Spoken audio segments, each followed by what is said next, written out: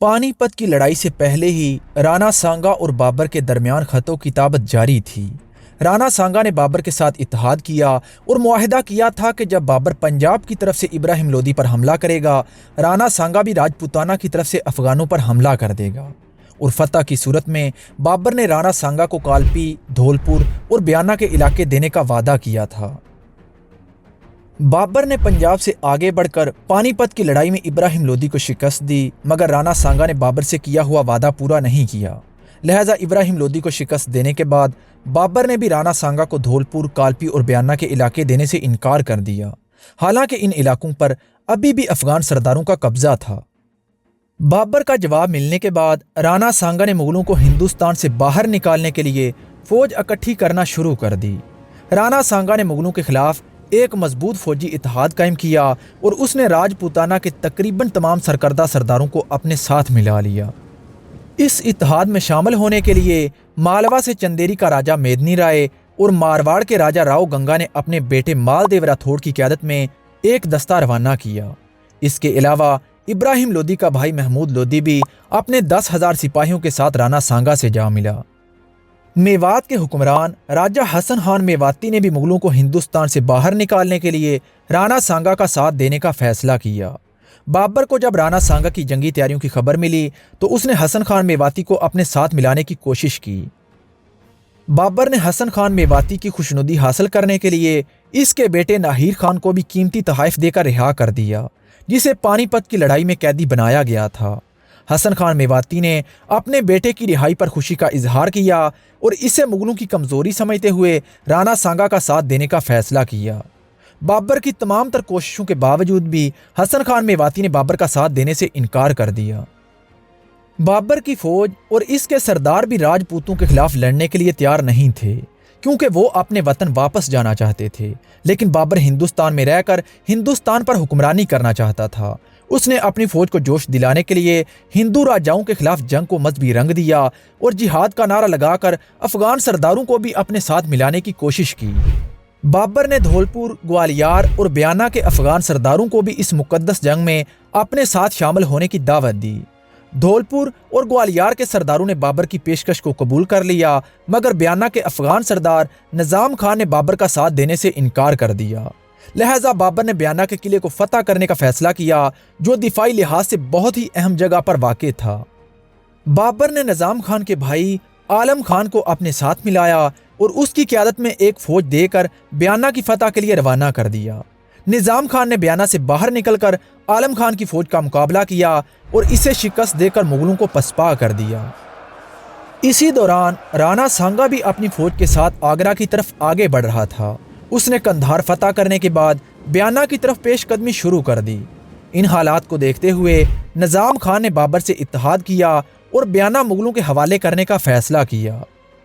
اس سے پہلے کہ بیانہ پر مغلوں کا قبضہ ہو جاتا، رانا سانگا نے آگے بڑھ کر بیانہ کا محاصرہ کر لیا۔ نظام خان نے بیانہ کے دفاع کی کوشش کی، مگر شدید جانی نقصان اٹھانے اور بابر کی طرف سے کمک نہ ملنے پر اس کی ہمت جواب دے گئی اور اس نے ہتھیار ڈال دیے۔ بیانہ پر قبضے کے بعد رانا سانگا نے خانوا کی طرف پیش قدمی شروع کر دی۔ بابر نے رانا سانگا کی پیش قدمی کو روکنے کے لیے میر عبد العزیز کی قیادت میں ایک دستہ روانہ کیا، مگر اسے بھی راجپوتوں کے ہاتھوں شکست کا سامنا کرنا پڑا۔ اس شکست نے مرکزی مغل فوج کے حوصلے بھی پست کر دیے۔ بابر نے کئی افغان سرداروں کو جہاد کا نعرہ لگا کر اپنے ساتھ ملا لیا تھا۔ اتحادیوں سمیت بابر کی فوج کی تعداد بعض روایتوں کے مطابق 20 سے 25,000 اور بعض روایتوں کے مطابق 40 سے 50,000 کے درمیان تھی، جس میں زیادہ تر گھڑ سوار تھے۔ راجپوتوں کی عددی برتری کی بنا پر بابر کے لشکر میں خوف پیدا ہو چکا تھا۔ بابر نے اپنے سپاہیوں کے حوصلے بڑھانے کے لیے جنگ کو مذہبی رنگ دیتے ہوئے شراب نوشی سے توبہ کی اور شراب کے پیالے توڑ کر کابل سے لائی گئی ساری شراب کو زمین پر انڈیل دیا۔ بابر نے بابر نامہ میں لکھا ہے کہ یہ واقعی ایک اچھا فیصلہ تھا، جس نے اس فتح میں اہم کردار ادا کیا۔ بابر نے رانا سانگا سے پہلے خانوا میں پہنچ کر اپنی مرضی کے میدان کا انتخاب کیا۔ بابر جانتا تھا کہ وہ کھلے میدان میں اتنی بڑی فوج کا سامنا نہیں کر سکتا، اس لیے اس نے دفاعی حکمت عملی اپنائی اور پانی پت کے میدان کی طرح خندقیں کھود کر بیل گاڑیوں کو آگے رکھا اور انہیں لوہے کی زنجیروں سے باندھ دیا۔ بابر نے بیل گاڑیوں پر توپیں نصب کیں اور اس کے پیچھے بندوق برادروں اور تیر اندازوں کو تعینات کیا۔ اس کے پیچھے پیادے اور پیادوں کے پیچھے بھاری ترک گھڑسوار دستے تھے۔ اپنے بہترین تیر انداز گھڑسواروں کو بابر نے محفوظہ کے طور پر سب سے پیچھے رکھا۔ مغلوں کے قلب کی کمان بابر نے اپنے پاس رکھی۔ دائیں جانب کے دستوں کی کمان چن تیمور خان، ہمایوں، قاسم حسین، ہندال مرزا اور خسرو شاہ کر رہے تھے۔ بائیں جانب کے دستوں کی کمان سید مہندی خواجہ، محمد زمان مرزا، میر عبدالعزیز اور میر محمد علی کر رہے تھے۔ مغلوں کے توپ خانے کا نظام استاد علی کلی اور مصطفیٰ رومی کے پاس تھا۔ مغل فوج میں بہترین جنگی کمانڈروں کی بھرمار تھی جو بابر کی قیادت میں کئی جنگیں لڑ چکے تھے۔ دوسری جانب رانا سانگا بھی اپنے بہت بڑے لشکر کے ساتھ خانوا کے میدان میں پہنچ چکا تھا۔ بابر نے رانا سانگا کو ہندوستان کا سب سے طاقتور حکمران لکھا ہے اور خانوا کی جنگ میں رانا سانگا کی فوج کی تعداد 2 لاکھ لکھی ہے، لیکن اکثر مورخین کا کہنا ہے کہ یہ تعداد بڑھا چڑھا کر لکھی گئی ہے۔ الیگزینڈر کنلوج نے لکھا ہے کہ گجرات کی مہم کے دوران رانا سانگا کی فوج کی تعداد 40,000 یا اس سے بھی کم تھی۔ اگر اس میں اتحادیوں کی فوج کو بھی شامل کیا جائے تو پھر بھی اس فوج کی تعداد 1 لاکھ یا اس سے کم تھی۔ زیادہ تر مورخین کا بھی یہی ماننا ہے کہ رانا سانگا کی فوج کی تعداد 80,000 سے 1 لاکھ کے درمیان تھی۔ ایک روایت کے مطابق رانا سانگا کی فوج کی تعداد 1,20,000 تھی، جس میں زیادہ تر پیادے اور 500 ہاتھی بھی شامل تھے۔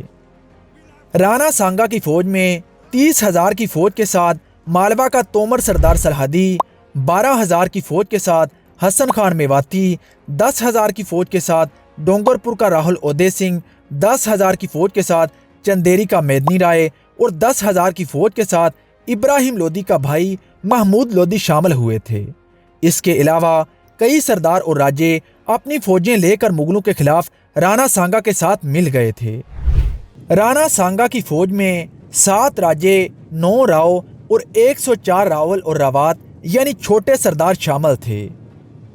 خانوا کی جنگ میں راجپوتوں کو عددی برتری حاصل تھی، مگر بابر کے پاس بہترین تیر انداز گھڑسواروں کے علاوہ توپ خانہ بھی موجود تھا، جس نے اس جنگ میں بابر کا پلڑا بھاری کر دیا تھا۔ 16 مارچ 1527 عیسوی کو صبح 9:30 بجے راجپوتوں نے روایتی انداز سے لڑتے ہوئے مغل فوج کے دائیں بازو پر حملہ کر کے جنگ کا آغاز کر دیا۔ مغلوں کے توپ خانے نے راجپوتوں کی آگے بڑھنے کی رفتار کو بہت زیادہ سست کر دیا۔ اسی دوران راجپوتوں نے مغلوں کے قلب اور بائیں بازو پر بھی حملہ کر دیا۔ راجپوت ابھی تک بارود کے استعمال سے ناواقف تھے۔ اس کے علاوہ بابر کا جنگ لڑنے کا طریقہ بھی بہت ہی نایاب تھا۔ اس نے ازبکوں سے کئی بار شکست کھا کر جنگ کا یہ طریقہ سیکھا تھا۔ مغلوں کے توپ خانے اور بندوق برادروں نے راجپوتوں کو بہت زیادہ جانی نقصان پہنچایا۔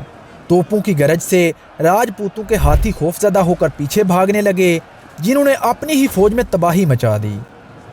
مگر اس کے باوجود بھی راجپوتوں کے تازہ دم دستوں نے آگے بڑھ کر مغلوں پر حملے جاری رکھے۔ رانا سانگا نے سامنے سے کئی ناکام حملے کرنے کے بعد اپنے دائیں اور بائیں بازو کو باہر کی طرف پھیلانا شروع کر دیا۔ جب راجپوتوں نے دائیں اور بائیں طرف سے مغلوں پر دباؤ بڑھایا تو بابر نے محفوظہ کے دستوں کو آگے بڑھا کر راجپوتوں کے دائیں اور بائیں بازو کو قلب کی طرف دھکیلنے کا حکم دیا۔ سامنے سے توپ کے گولوں اور تیروں کی بوچھاڑوں نے راجپوتوں کو پیچھے ہٹنے پر مجبور کر دیا۔ اس کے علاوہ مغلوں کے بہترین تیر انداز گھڑسواروں نے دائیں اور بائیں جانب سے بھی حملے کر کے راجپوتوں کی صفوں کو توڑ کر قلب کی طرف دھکیل دیا۔ دائیں اور بائیں بازو کے قلب کی طرف سمٹنے سے راجپوتوں کے مرکز میں ہلچل مچ گئی، مگر اس کے باوجود بھی راجپوتوں نے ہمت نہیں ہاری اور مغلوں پر حملے جاری رکھے۔ اسی دوران مالوا کا تومر سردار سلحادی رانا سانگا کا ساتھ چھوڑ کر بابر کے ساتھ جا ملا، جس نے راجپوت فوج کی ترتیب کو دھرم بھرم کر دیا۔ بعض مورخین کے مطابق راجہ سلحادی تومر نے کبھی رانا سانگا کو دھوکہ نہیں دیا، بلکہ یہ بعد کی من گھڑت کہانی ہے۔ بہرحال اپنی فوج کے حوصلوں کو پست ہوتا ہوا دیکھ کر رانا سانگا اگلی صفوں میں جا کر لڑنے لگا۔ اپنے سردار کو آگے لڑتا دیکھ کر راجپوتوں نے توپوں کے گولوں کی پرواہ کیے بغیر آگے بڑھنا شروع کر دیا۔ اسی دوران رانا سانگا کو ایک گولی یا تیر لگا جس کی وجہ سے رانا سانگا بے ہوش ہو گیا۔ پرتھوی راج کشواہا اور مالدیو راتھوڑ رانا سانگا کو بے ہوشی کی حالت میں میدان جنگ سے باہر کسی محفوظ جگہ پر لے گئے۔ رانا سانگا کے بعد اجا جھالا نے راجپوت فوج کی کمان سنبھال لی اور مغلوں پر حملے جاری رکھے۔ راجپوتوں کے کئی زوردار حملوں کے باوجود بھی وہ مغلوں کے مرکز کو توڑنے میں ناکام رہے۔ بابر نے راجپوتوں کے مرکز کو کمزور دیکھتے ہوئے اپنی فوج کو فیصلہ کن حملے کا حکم دے دیا۔ مغلوں کے اس حملے نے تمام راجپوت فوج کو پیچھے دھکیلنا شروع کر دیا۔ اس شدید حملے میں راجپوتوں کے کئی بڑے بڑے سردار مارے گئے، جن میں چندربان چوہان، مانک چند چوہان، کامدیو سنگھ، ہری داس کیساریا، رتن سنگھ چونڈاوت، گوکل داس پرمار، میرتا کا رتن سنگھ، ویگاٹ کا اودے سنگھ، میوات کا حسن خان، دلواڑا کا سجا جھالا اور باری صدری کا اجا جھالا جیسے کئی بڑے بڑے سردار شامل تھے۔ ان سرداروں کے مارے جانے سے راجپوت فوج نے میدان جنگ سے بھاگنا شروع کر دیا۔ پیچھے ہٹتی ہوئی راجپوت فوج نے کئی مایوس کن جوابی حملے کیے، مگر مغلوں نے انہیں پسپا کر دیا۔ بابر نے بھاگتی ہوئی راجپوت فوج کے تعاقب کا حکم دیا اور بیانہ اور البر تک دشمن کی لاشوں کے ڈھیر لگا دیے۔ اس جنگ میں دونوں اطراف سے بہت زیادہ جانی نقصان ہوا، مگر راجپوتوں کی نسبت مغلوں کا جانی نقصان نہ ہونے کے برابر تھا۔ جادو ناتھ سرکار نے لکھا ہے کہ میدان جنگ میں راجپوت فوج کا اس قدر ہجوم تھا کہ مغلوں کا کوئی بھی تیر یا بندوق کی گولی ضائع نہیں جاتی تھی۔ خانوا کی یہ جنگ مغلوں کی فتح اور راجپوتوں کی شکست پر ختم ہوئی۔